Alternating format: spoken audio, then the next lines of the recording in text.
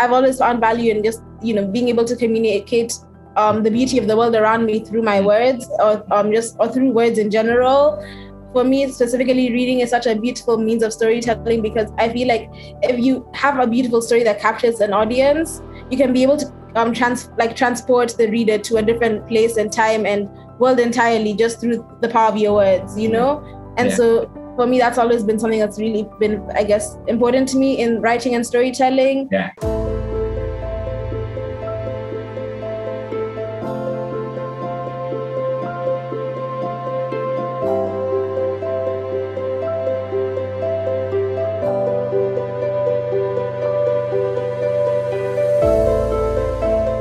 Hey everybody, welcome to another episode of the Leaders Podcast. I'm your host, Mpomunsu, and our goal and mission with this show is to introduce you to stories of young people across the globe who we believe are the next generation of thought leaders in their respective fields. Additionally, we aim to share with you ideas and concepts that you can implement in your business to elevate both your business and personal life. Right, without any further ado, today's guest is formerly known as Wanja Njama. This Kenyan Boston-based creative who uses photography, social media, and storytelling to capture the beauty and vibrancy of spaces in which she occupies. She really does sound like a global citizen.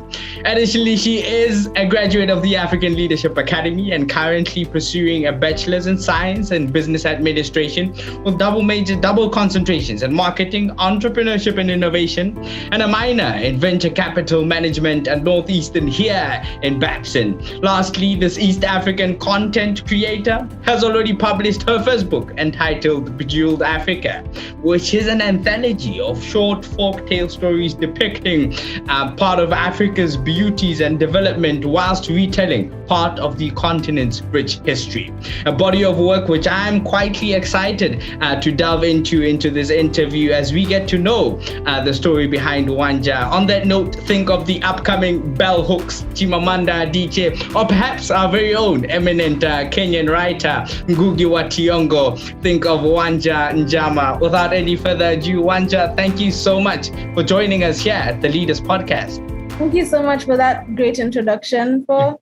It's a pleasure to be on here, and I can only add on to everything that you've said. I am a Boston-based content creator. I consider myself to be a multifaceted storyteller. Yes, Bejewelled Africa is my first published body of work, and it certainly won't be the last. But it's definitely a piece that has propelled my life in more ways than I could ever imagined, and it's been truly a journey, and I'm so grateful for it because it's definitely showed me the importance of amplifying African stories and African storytelling, and particularly African history. Thank you so much, Jen, Wanja, for agreeing to join us and doing an episode here. Before we delve into the talk, into the book, into your headspace where you are in terms of your bodies of work, I wanted to just talk quickly about coronavirus, what you've been up to, how you've been managing everything, and I'm asking you because it's quite interesting, how people live their lives, or at least what they decide to show us of their lives on social media.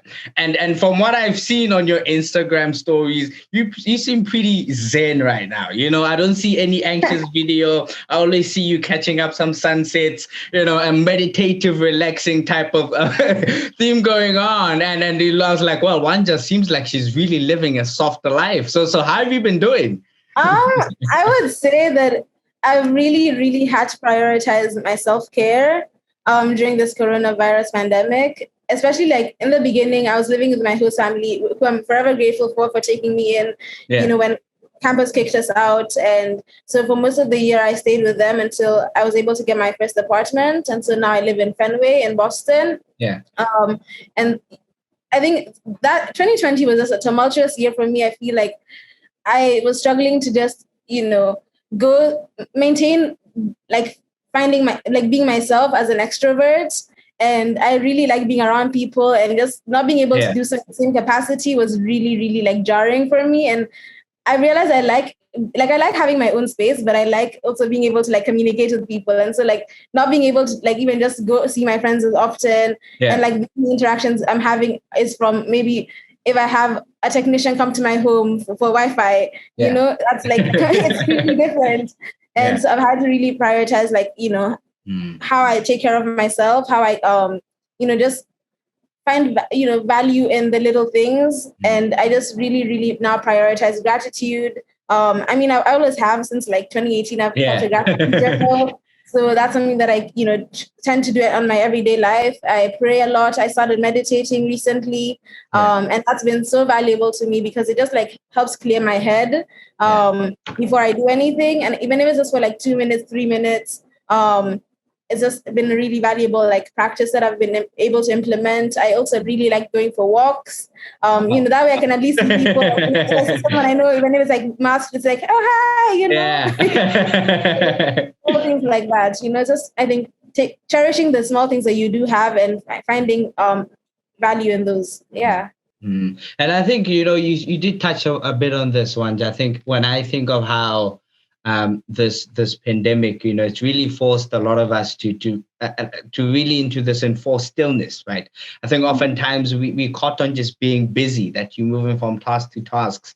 But I think, as you said, it just allows you to simply realize the beauty of spaces around you and to just simply be a human being, my friends put it so like, smell the roses, just take time and just fully be present. Because I'm also one of those people. I have 83 things I want to do and I want to do them all well. And sometimes I get frustrated with myself because I don't feel like I'm moving as fast with them or, achieving the things I want to achieve at the rate I want to achieve them. You see some of your friends like maybe coming into a lot of wealth really quickly in their lives or achieving another rank or position. And, it feels like you're kind of falling behind on that, but then you just have to remember that you have to trust the process of your life. Everything that is happening for a reason, and just keep going. Like when I went back home, my dad was telling me that because I'm so like ambitious and I'm so like goal oriented and very like driven, it's hard. It's easy for me to just feel like like I'm falling short. But if I'm just focusing on like the one thing and focusing and doing it well and then moving on to the next task, that that will also help me in terms of how I take care of myself and how I achieve the goals I want to achieve. Yeah. I think quite a lot to say about that, but I think thanks for sharing. Now to shift gears, Wanja, I've actually noticed, while I've been doing some research, just really get to see and get to know you a lot more better. And I'm actually quite curious, and that as Wanja, I realized that one of the similarities between you and I is that there's general love for curation of authentic stories, So I was actually quite interested in your story, what series of events made you realize that storytelling or curating stories is something that you're actually passionate about? Oh, that's a deep question. I would say, obviously, starting with Bejewelled Africa, but even prior to that, I've always had a love for reading. As like when I was in high school, before I went to ALA, I was always that kid who had a book in their hands. Like people would always be scared that I'd knock someone over because I was just always reading, And so I've always found value in just being able to communicate the beauty of the world around me through my words or through words in general. For me, specifically, reading is such a beautiful means of storytelling because I feel like if you have a beautiful story that captures an audience, you can be able to transport the reader to a different place and time and world entirely just through the power of your words, And so for me, that's always been something that's really been, I guess, important to me in writing and storytelling. And wow. I think it's very interesting how everybody has their own unique, I for one certainly was not a reader, truly speaking. So I think to see how through seeing what others have put out there, you were able to find kind of your voice also, as you always consuming what others have put out there. So I think it's quite an interesting thing. On that note, what would you say storytelling means to you? When you think about the work that you have done, what is it about it that gets you ticking? I think now it would probably be just That's difficult, because I feel like in terms of the different capacities in which I do stories, tell stories, it's different. Like with my photography, for instance, I like to showcase the beauty of the world around me through people and places that I encounter. With my writing, in poetry, it's probably speaking truth to power, and just even if it's through capturing a very painful experience, being able to just convey the gravity of a situation so that people can understand, the reality of such events, and we can actually take tangible steps to improve upon the societies that we do have. So I guess clarify on that, last year, with the passing of Yuneni, and all the female gender-based violences that were happening around the world, that was something that really, really struck a chord with me. And in the year prior, and I, wrote really powerful poetry about that. And even though maybe my choice of wording and my choice of diction in those poems was strong and could have triggered a lot of people. Yeah. I think that it's important to see things also from that perspective that I take in my poetry, so that people can realize that this is not right, and that we need to make changes in order to have a more equitable society in the future. I hope I answered the question. Yeah, no, you did quite well. I think, and listening to you, actually, two quotes came to mind, when I think of, Maya Angelou and Burna Boy. So I think I'll start with Maya Angelou. There's this famous quote by Maya Angelou that says, "There is no greater agony than bearing the untold story inside of you." You know what I'm saying? And Burna Boy, in his latest project, Twice as Tall, there's a song called "Time Flies" with Fauci Saw. And the first line is, "Time flies like a thief in the night. We all have a story to write," which really gets, when I contrast the two, I think about the depth of how we as individuals are authors of our own stories, and we decide whether we put a comma or a full stop. I've seen certainly some people very young age try to write themselves out of their own stories. So listening to you and what storytelling means to you, speaking to power as a part of your storytelling and your contributions to humanity, really allows me to conceptualize of both Burna Boy and Maya Angelou are trying to, articulate through their body of work. It's funny how you mentioned Burna Boy, because I literally was just playing that song yesterday. Yeah. I went through it from top to finish. I love Burna Boy is one of my favorite musicians. Yeah, no, same. I think what he stands for as an artist is something that is quite inspiring as an African in the diaspora. As many of you know, the podcast is all about documenting and curating stories of active change makers we believe are the next generation of thought leaders in their respective fields. Which is why I'm excited to tell you about our friends at Function Photography and Brand Development Services. They are a for-profit that exists to serve and create meaningful experiences for brands with a cause and individuals with a sense of purpose. They've worked alongside some of the biggest brand and media personalities, including but not limited to members such as Tabzi and the famous Candice Mudisel. Therefore, my friends, if you're looking for an affordable photography, videography, or brand development services, make sure that you check out our friends at Function Photography and Brand Development Services. Make sure to click the link below for more information. Thank you. Given that Bejewelled Africa was your first project, why did you choose an anthology and not a novel? Okay, so this is a funny story. Okay. So how Bejewelled Africa came about, it was actually a school project. And so in my former school, the Aga Khan Academy in Nairobi, we followed the IBMYP program from grade 7 to 11. And then after that, we do the IB program. And so in the IBMYP program, at the end of it, at year 10, we are introduced to a project known as the Personal Project. And you have to create something of your choosing. It can be a concert, it can be literally anything, but you just have to have that final deliverable, a process journal, and a final report explaining, I guess, just everything that you did. Yeah.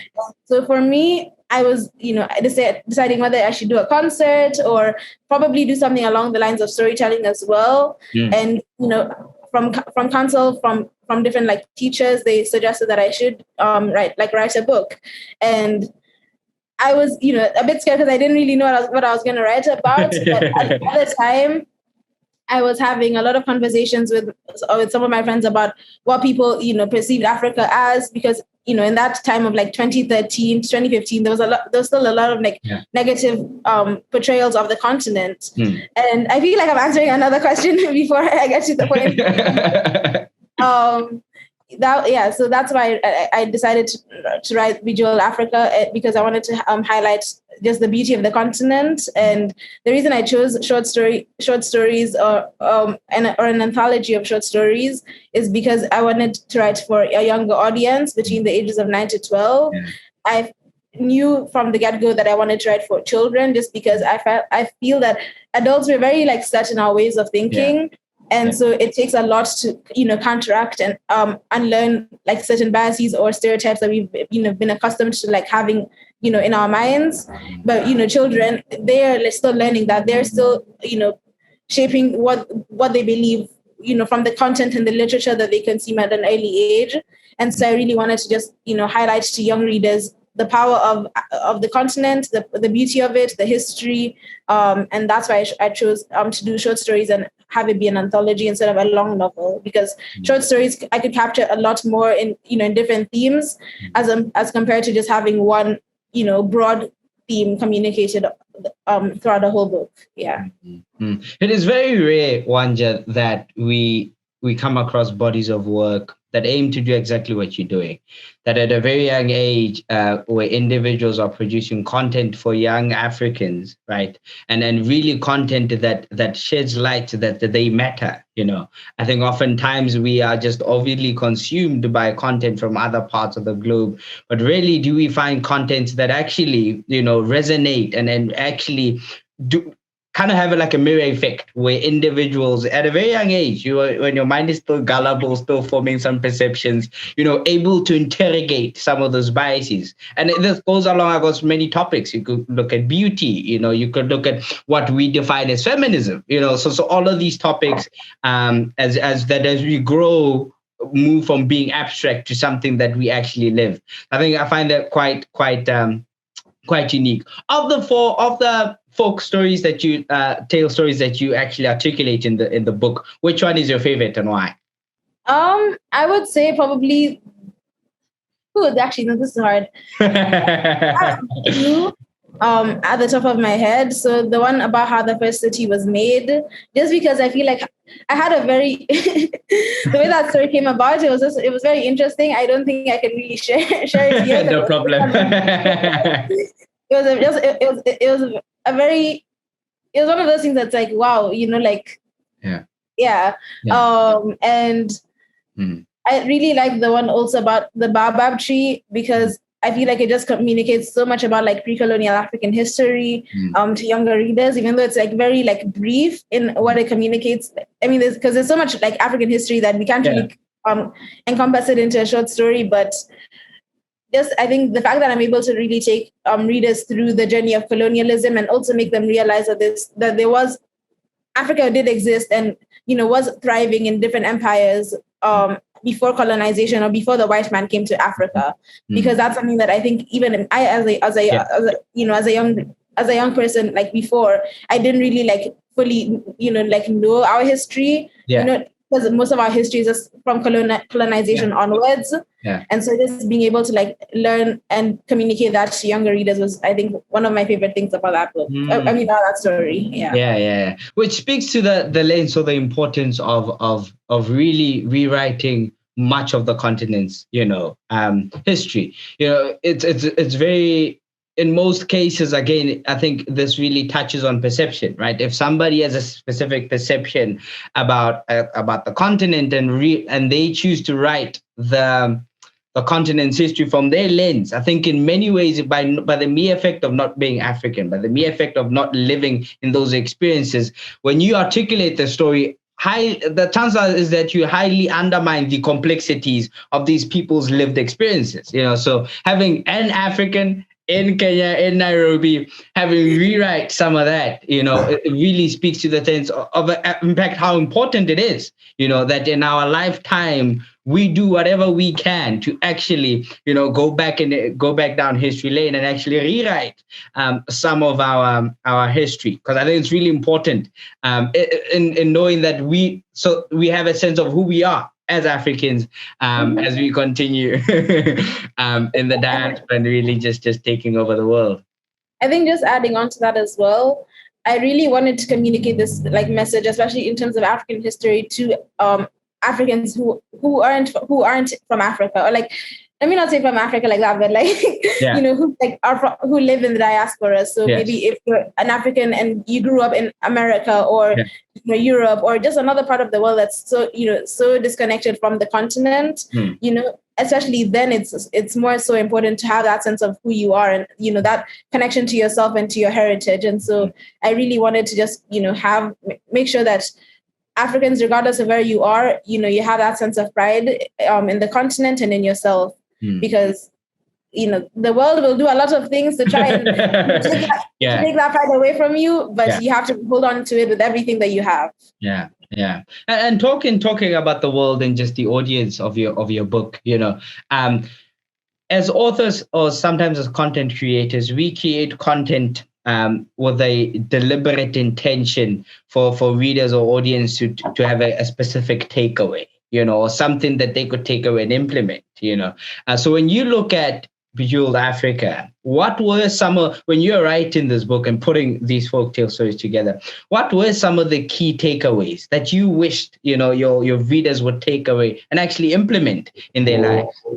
I think, like I just mentioned, just having that sense of pride, for of yourself and in the continent, just really finding value in who you are, and just having that staunch sense of self, I think, and in your Africanness.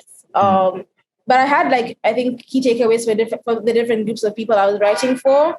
So as much as I'm writing, because I was writing primarily for young readers, and so I had to also understand that not everyone who reads my book will be African. There will be non-African readers who will read that text, and I still want them to take away something from that. And so I wanted, for non-African readers especially, to understand that there's so much more to the continent than what the media portrays, because at that time it was very one-sided, and African stories from the continent were not really getting the amplification that they deserved. So I just really wanted non-African readers to take the time after they read my text to do their own research and understand that there's more to the continent beyond what the media portrays. It's not just one-sided, and there's so much beauty if you go looking for it. Simply put. I love the authenticity, the intention to try to do that. I think there's something that is sometimes can be quite abstract, and sometimes can be, if doing it alone can be draining to some extent, So I think what you spoke about, the idea that, yes, we're creating this content for an African demographic, but looking for other non-Africans, to ensure that actually much that it's kind of like this concept of Ubuntu, that I am because we are, that as Africans, we also just cannot function alone, that we need to educate the world about ourselves, right? So I really love the authenticity and the way you answered that in a thoughtful manner. On that note, any potential upcoming projects that you're looking forward to or excited about? I don't think I can fully disclose everything. Okay, but something that is coming up.